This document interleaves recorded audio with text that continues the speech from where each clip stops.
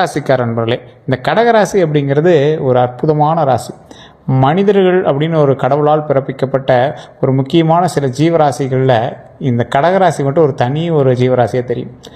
மனிதன் மற்றவர்களுக்காக உழைக்கணும் அப்படிங்கிறத கற்றுக் கொடுக்குறதே இந்த கடகராசி தான். இந்த கடகராசி அப்படிங்கிறது ஒரு ஒரு வினோதமான ஒரு ராசி அப்படின்னு சொல்லலாம். மற்றவர்களுக்காகவே பிறந்து மற்றவர்களுக்காகவே அவர்கள் நலனுக்காகவே வாழ்ந்து தன்னுடைய தாய் தந்தையருக்கும் தன்னுடைய குடும்பத்திற்குமான நிம்மதியை மட்டுமே தேடி அவங்களுக்கு என்ன தேவை, எங்களுக்கு எது வேணும் அதை மட்டும் செஞ்சால் போதும் அப்படிங்கிற மாதிரி வாழ்ந்துட்டு இருக்கிற ராசி இந்த கடகராசி. ஆனால் இந்த கடகராசிக்கு கிடைச்சது என்னமோ பலன் என்ன அப்படின்னா, படாத கஷ்டப்பட்டுருப்பீங்க. வாழ்க்கையில் நீங்கள் படாத கஷ்டம் ஒன்று கூட இருக்காது. நிறைய கஷ்டப்பட்டுருப்பீங்க. லைஃப்பில் எக்கட்டான சூழ்நிலைகள் நிறைய சந்திச்சிருப்பீங்க. அடுத்து இதை பண்ணுவோம் அதை பண்ணுவோம் அப்படின்னு நிறைய இடத்துல நீங்கள் போய் மாட்டிட்டு முழிச்ச தருணங்கள் அதிகம். உங்களுக்கு யாராவது துணை இருப்பாங்களா அப்படின்னு கேட்டால் குடும்பமே உங்களுக்கு துணையாக நின்று இருக்காது. ஆனால் குடும்பத்துக்காக நீங்கள் நிறைய பண்ணியிருப்பீங்க. இந்த ராசி ஒரு மிகப்பெரிய ஒரு விசுவாசம் மிக்க ராசி அப்படின்னு சொல்லுவாங்க. ஒரு விஷயம் செஞ்சிங்கன்னா உங்களுக்கு விசுவாசமாக நிறையா விஷயம் செஞ்சு கொடுப்பாங்க. ஆனால் இந்த ராசியை பொறுத்த வரைக்கும் மற்றவர்களிடம் எப்படி எதிர்பார்த்து நிற்கிறார்களோ அது மாதிரி மற்றவங்க இவங்ககிட்ட நிற்கணும் அப்படின்னு நீங்கள் நினைக்கவே மாட்டீங்க. நீங்கள் போய் ஒருத்தர் கஷ்டமாக நெருங்கி அப்படின்னா அவங்க உங்கள்கிட்ட நிற்கணும்னு நினைக்க மாட்டீங்க. ஒரு வினோதமான ராசி.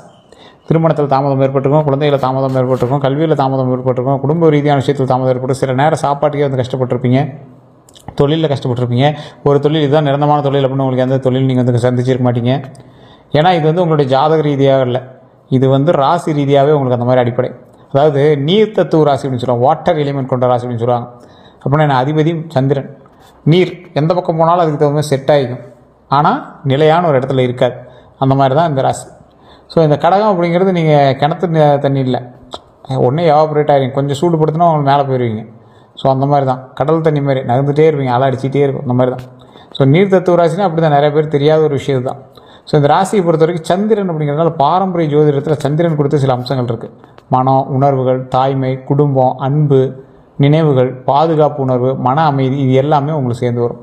கடகராசிக்காரனுடைய முக்கியமான இயல்பு அப்படின்னா அன்பும் பாசமும் நிறைந்த மனம் கொண்டவர்களாக இருப்பாங்க. குடும்பத்தை எல்லாவற்றிற்கும் மேலாக நினைப்பவர்களாக இருப்பாங்க. பிறருடைய உணர்வுகளை எளிதில் புரிந்து கொள்ளக்கூடிய நபர்களாக இருப்பாங்க.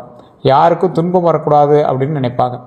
வெளியில் அமைதியாக இருந்தாலும் உள்ளுக்குள்ளே பல உணர்வுகளை வைத்திருப்பவர்களாக இருப்பாங்க. உறவுகளை மிகவும் மதிப்பாங்க. தங்களுக்கு பிடித்தவர்களுக்காக எதையும் செய்ய தயங்க மாட்டாங்க. பாதுகாப்பான வாழ்க்கையை உருவாக்க விரும்புவாங்க. ஆன்மீக நம்பிக்கை அதிகமாக இருக்கும். மனதில் இருப்பதை எல்லாரிடமும் பகிர்ந்து கொள்ள மாட்டாங்க. தற்போது கடகராசிக்காரர்களுக்கு மனதில் என்ன தெரியுமா தோணும்? இந்த காலகட்டத்தில் பல கடகராசிக்காரர்களோட மனதில் இருக்கிற இந்த விஷயந்தான், என் குடும்பம் நிம்மதியாக இருக்கணுங்க, நிம்மதியாக இருந்தே ஆகணும், நிம்மதியாக இருக்க வேண்டும் அப்படின்னு தான் அவங்களோட மைண்ட் ஓடும். என் அன்பை ஏன் சிலர் புரிந்து கொள்ள மாட்டேங்கிறாங்க? ஏன் வாழ்க்கையில் நிலைத்தன்மை எப்போது வரும்? என்னோடய வாழ்க்கையில் எப்போ நிலைத்தன்மை வரும்? எப்போ நான் செட்டிலாகி நிற்பேன் அப்படிங்கிற மாதிரி, நான் செய்த உதவிக்கு மதிப்பு கிடைக்குமா அப்படிங்கிற எண்ணங்கள் தான் உங்களோட மைண்டில் அதிகமாக ஓடிட்டுருக்கும். மேலும் குடும்ப பொறுப்புகள், குழந்தைகளினுடைய எதிர்காலம், வீடு வாங்கக்கூடிய ஆசை, சேமிப்பு, உறவுகளில் ஏற்படுத்தின மனக்காயங்கள், பழைய நினைவுகள் பற்றிய சிந்தனைகள் அதிகமாகவே இருக்குங்க. கடகராசியில் பிறந்தவங்க பிறப்பு ரகசியம் அப்படின்னு ஒன்று இருக்குது. இந்த ராசிக்கே உண்டான ஒரு பிறப்புக்கான ரகசியம் இருக்குல்ல, இது கடகம் அப்படிங்கிறது அன்பு, பாதுகாப்பு மற்றும் குடும்பத்தை உருவாக்கக்கூடிய ராசிங்க. இவங்க குடும்பத்தை ஒன்றாக வைத்திருக்க முயற்சி செய்வாங்க, பிரியவே விட மாட்டாங்க, குடும்பம் சேர்ந்துக்கணும் அப்படின்னு தான் நினைப்பாங்க. பிறரின் கஷ்டத்தை தங்களுடைய கஷ்டமாக எடுத்துக்கொள்வாங்க. யாராவது அழுதா முதல்ல ஆறுதல் சொல்லக்கூடிய மனம் கொண்டவங்களாக இருப்பாங்க. நல்ல மனதால் பலரின் வாழ்க்கையில் ஒளி ஏற்றுவாங்க. உறவுகளுக்காக தியாகம் செய்ய தயங்க மாட்டாங்க. ஆனால் வாழ்க்கை இவங்களுக்கு சொல்லக்கூடிய பாடம் அப்படின்னா, எல்லாரையும் கவனிப்பது போல் உங்களுடைய மனநலத்தையும் கொஞ்சம் கவனிங்க. எல்லாரையும் கவனிக்கிறீங்க, உங்களோட மனதையும் கொஞ்சம் கவனிச்சுக்கோங்க. அதுதான் உங்கள் மெயினாக நீங்கள் கற்றுக்கணும். கடகராசியினுடைய பலமான குணங்கள் அப்படின்னா அன்பு, குடும்ப பாசம், உள்ளுணர்வு, விசுவாசம், பொறுமை. இது அன்பை பொறுத்த வரைக்கும் மனப்பூர்வமான அன்பை வெளிப்படுத்துவாங்க. குடும்ப பாசத்தை பொறுத்த வரைக்கும் குடும்பத்திற்காக எந்த தியாகத்தையும் செய்ய தயங்க மாட்டாங்க. உள்ளுணர்வை பொறுத்த வரைக்கும் மற்றவர்களினுடைய மனநிலையை எளிதில் உணர்வாங்க. விசுவாசத்தை பொறுத்த வரைக்கும் நம்பிக்கை வைத்தவங்களை எளிதில் கைவிட மாட்டாங்க. பொறுமையை பொறுத்த வரைக்கும் குடும்ப பிரச்சனைகளை அமைதியாக சமாளிக்க முயற்சி செய்வாங்க. உதவும் மனப்பான்மை அதிகங்க. தேவையுள்ளவங்களுக்கு உதவ விரும்புவாங்க. கடகராசிகளுடைய சவால்களும் சிலது இருக்குது. அதிகமாக உணர்ச்சி வசப்படுவது, ரொம்ப அதிகமாக உணர்ச்சி வசப்படுவாங்க. பழைய காயங்களை மறக்க முடியாமல் இருக்கிறது, எல்லாரையும் மகிழ்விக்க முயற்சிப்பது, மனதில் உள்ள கவலையை வெளியே சொல்லாமல் இருப்பது, தேவையில்லாமல் அதிகமாக யோசிப்பது, பிறர் சொல்வதை மனதில் வைத்து கொள்வது. சில நேரங்களில் என் நல்ல மனிதனை, என் நல்ல மனதை ஏன் சிலர் தவறாக பயன்படுத்துகிறாங்க அப்படிங்கிற கேள்வி உங்களோட எண்ணத்தில் வந்துக்கிட்டே இருக்கும். மற்றவர்களிடம் எப்படி பழகுவாங்க அப்படின்னா, கடகராசிக்காரங்களை பொறுத்த வரைக்கும் அன்பாக பேசுவாங்க, மரியாதையாக நடந்துக்குவாங்க, உதவி செய்ய தயங்க மாட்டாங்க, உறவுகளை நீண்ட காலம் பாதுகாப்பாங்க, சிறிய விஷயங்கள்லேயும் அக்கறை காட்டுவாங்க. ஆனால் மனம் புண்பட்டால் அமைதியாக விலகிவிடுவாங்க. இதுதான் எங்களோட மிகப்பெரிய ஒரு கான்செப்டே. சின்னதாக புண்பட்டுச்சுன்னா கூட அமைதியாக விலகிடுவீங்க. மற்றவர்களை எப்படி பார்ப்பாங்க தெரியுமா? பலர் இவர்களை நல்ல மனம் கொண்டவராக பார்ப்பாங்க, குடும்ப பாசம் உள்ளவராக பார்ப்பாங்க, அமைதியானவராக பார்ப்பாங்க, நம்பகமானவராக பார்ப்பாங்க, கருணை உள்ளவராக பார்ப்பாங்க அப்படின்னு நினைப்பாங்க. ஆனால் சிலர் அதிக உணர்ச்சி வசப்படுபவங்க, ரொம்ப உணர்ச்சி வசம், தேவையில்லாமல் உணர்ச்சி வசம். அந்த இடத்துல நீங்கள் உணர்ச்சி வசம் பண்ணால் அவசியமே இல்லை. அதே போல் மனதில் வைத்து கொள்ளுவாங்க. அது அந்த விஷயத்தை நீங்கள் மைண்டில் வச்சுட்டு தான் இருக்கீங்க. ஆனால் அதனால் என்ன பலன், இதை கொஞ்சம் யோசிங்க. அதே போல் ஏமாற்றங்களும் துரோகங்களும் உங்களோட வாழ்க்கையில் நடந்த மாதிரி வேறு யாருக்கும் நடந்தது இல்லை. அது அடித்து சொல்லலாம். அந்த அளவுக்கு நீங்கள் அவ்வளோ கஷ்டப்பட்டவங்க தான். கடகராசிக்காரர்கள் பொதுவாக பாதிக்கப்படக்கூடிய இடங்கள் அப்படின்னா உறவுகள், நண்பர்கள், பணம். இதுதான் மெயினான நீங்கள் பாதிக்கப்பட்ட இடம். ஸோ இந்த ஒரு விஷயத்தில் தான் உங்களுக்கு ரொம்ப வாட்டி வதக்கியிருக்கும். அதிக அன்பு கொடுத்ததுனால உறவுகள்கிட்ட துரோகத்தை அனுபவிச்சிருப்பீங்க. அதிக எதிர்பார்ப்பு வச்சதுனால உறவுகள்கிட்ட துரோகத்தை அனுபவிச்சிருப்பீங்க. இப்போ இந்த வீடியோவை பார்க்கும்போது கூட உங்கள் கண்ணில் தண்ணி வரலாம். ஆமாம் சார், நீங்கள் சொன்னது உண்மைதான், உறவுகளால் ரொம்ப கஷ்டப்பட்டோம் அப்படின்னு கூட உங்களுக்கு தோணும். நண்பர்கள் மூலமாக உண்மையான நட்பை நம்பியதால் நீங்கள் மாட்டியிருப்பீங்க. ரகசியங்களை பகிர்ந்ததால் மாட்டியிருப்பீங்க. பணத்தை பொறுத்த வரைக்கும் மனசை வைத்து உதவி செய்ததால் மாட்டியிருப்பீங்க. நம்பி பணம் கொடுத்ததால் மாட்டுவீங்க. எப்போது துரோகம் வரலாம் அப்படின்னா, எல்லாரையும் குடும்பம் போல் நினைக்கும் போது துரோகம் உங்களுக்கு வந்திருக்கும். ரகசியங்களை முழுமையாக பகிரும்போது துரோகம் வந்திருக்கும். உணர்ச்சி வசப்பட்டு முடிவெடுக்கும் போது துரோகங்களை பார்த்துருப்பீங்க. உறவினர்களை முழுமையாக நம்பும் போது துரோகத்தை பார்த்துருப்பீங்க. குடும்பத்தில் யார் உறுதுணை, யார் சவால் அப்படின்னா, உங்கள் அன்பை புரிந்து கொள்பவர்கள் உறுதுணை, அமைதியாக பேசுபவங்க உறுதுணை, குடும்ப ஒற்றுமையை விரும்புபவங்க ஒற்றுமை. ஸோ இது எல்லாமே உறுதுணையாக தான் இருக்குமே தவிர, சவால் அப்படின்னா உணர்ச்சியை மதிக்காதவங்க உங்களுக்கு சவாலாக இருப்பாங்க. அடிக்கடி விமர்சிக்கிறவங்க ரொம்ப சவாலாக இருப்பாங்க. உங்கள் நல்ல மனதை பயன்படுத்துபவர்கள் ரொம்ப சவாலாக இருப்பாங்க. கடகராசிக்கு ஏற்ற தொழில் ஏதாவது இருந்தால் சொல்லுங்கள் சார். எந்த தொழில் போனாலும் அங்கே இடிக்குது இங்கே இடிக்குது அப்படிங்கிறீங்க. ஸோ இந்த தொழில் ஏதாவது செட் ஆகுமா அப்படின்னு கேட்டிங்கன்னா, நல்லா சொல்கிறேன், நோட் பண்ணிக்கோங்க. ரியல் எஸ்டேட்டு, கட்டுமானம், இதெல்லாம் உங்களுக்கு ஓரளவுக்கு பரவாயில்லையாக இருக்கும். ஆனால் இப்போ நான் சொல்லக்கூடிய தொழிலில் கூட உங்களுக்கு ஓரளவுக்கு லேக் அடிக்கலாம். அதுக்கு காரணம் இன்னொன்று இருக்குங்கிறது ஞாபகம் வச்சுக்கோ. இப்போ நம்ம சொல்கிறது ஜாதக பலன் கிடையாது, ராசி பலன். இதுக்குள்ளே ஜாதக பலன் இருக்குது. ஜாதக பலத்தை பொறுத்த வரைக்கும் அதுக்குள்ளேயே மெயின்டைன் பண்ணுறது தான் ஜாதக பலன். அதே போல் ஹோட்டல் மற்றும் உணவகத்தில் கொஞ்சம் பார்த்துருக்கணும். தொழில் உங்களுக்கு ஓரளவுக்கு அமையும், ஆனாலும் அந்த விஷயத்தில் உங்களுக்கு கொஞ்சம் கவனம் தேவை. அதே போல் மருத்துவம் சார்ந்த தொழில்களில் ரொம்ப கவனமாக இருக்கணும். அதே போல் நர்சிங்கு, ஆசிரியர் பணி, குழந்தைகள் பராமரிப்பு, விவசாயம், பால் மற்றும் பண்ணை, இந்த மாதிரி தொழிலெலாம் கொஞ்சம் பரவாயில்ல இருக்கும். இருந்தாலும் ரொம்ப எச்சரிக்கையாக இருக்க வேண்டிய ஒரு காலகட்டமாக இந்த காலகட்டம் இருக்குது. சரி, இதெல்லாம் ராசிக்கு ஓகே. இந்த கவுன்சிலிங்கு, சமூக சேவை, குடும்ப வியாபாரம், இதில் ராசிக்கு ஓகே. இருந்தாலும் உங்களுக்கு தனிப்படையான தசாபுத்தி நேரம் இதுதான் உங்களுடைய கணக்கீடுகளை கணக்கிடும். ஸோ அப்போ நீங்கள் என்ன பண்ணணும் அப்படின்னா, உங்களுடைய ஜாதகத்தை செக் பண்ணுங்கள். பிறந்த நேரம், பிறந்த தேதி, பிறந்த ஊர், அதில் இருக்கக்கூடிய ஜாதகத்தை செக் பண்ணி அதுக்கு தகுந்த மாதிரி நீங்கள் பண்ணிங்க அப்படின்னா உங்களுடைய லைஃப் கண்டுபிடிச்சிக்கலாம். இனி தொழில் எப்படி இருக்கும் அப்படின்னா, பொதுவாக மெதுவாக ஆனால் உணர்ச்சியான உறுதியான வளர்ச்சி இருக்கும். குடும்ப ஆதரவால் முன்னேற்றம் உண்டாகுதுங்க. பழைய முயற்சிகளுக்கு நல்ல பலன் கிடைக்குது. புதிய வியாபார வாய்ப்புகள் கிடைக்குது. வீடு மற்றும் சொத்து தொடர்பான தொழிலில் முன்னேற்றம் கிடைக்குதுங்க.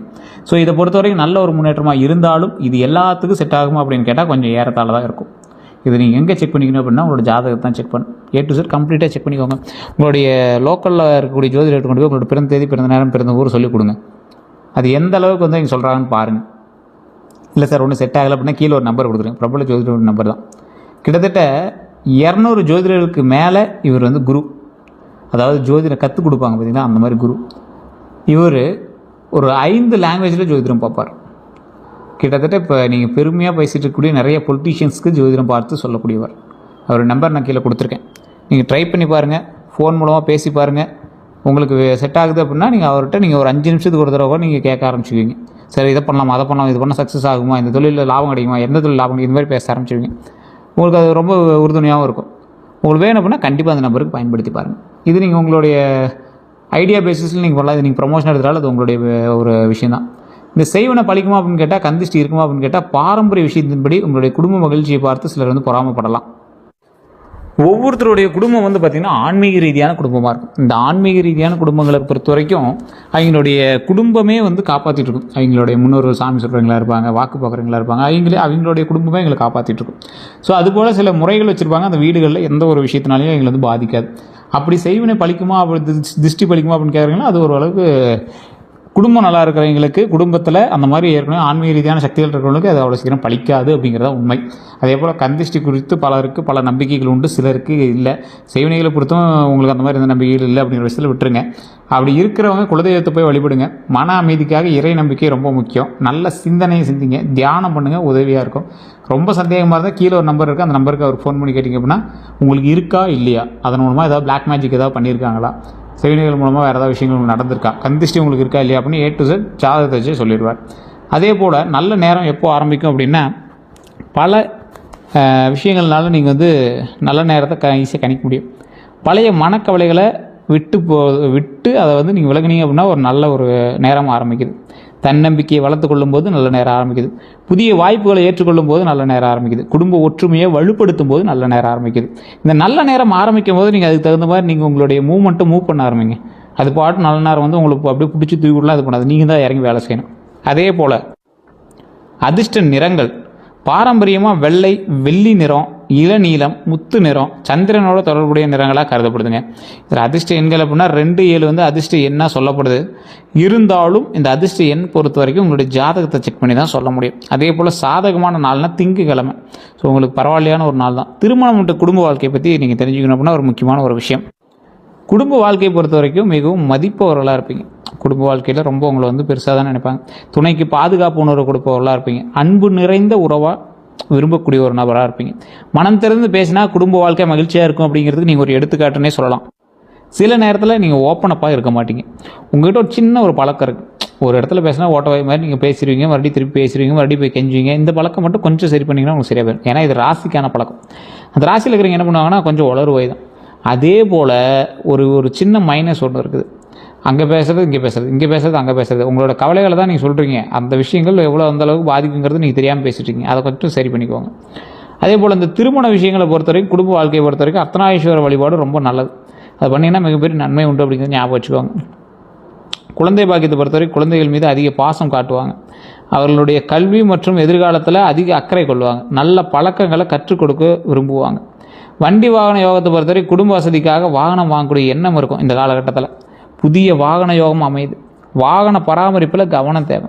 சொத்து யோகத்தை பொறுத்த வரைக்கும் வீடு வாங்கக்கூடிய யோகமும் உண்டாகுது. நிலம் வாங்கக்கூடிய வாய்ப்புகளும் உண்டாகுது. குடும்ப சொத்தால் நன்மை கிடைக்கக்கூடிய ஒரு காலகட்டம்.